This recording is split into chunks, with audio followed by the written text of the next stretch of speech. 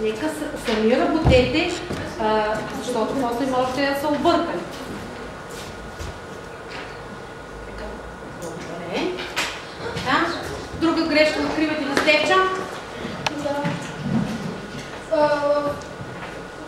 В същото изречение на четирите лъжици. Добре, ти откриваш там. Добре, ще дойдеш да го поправиш. Друга грешка преди това.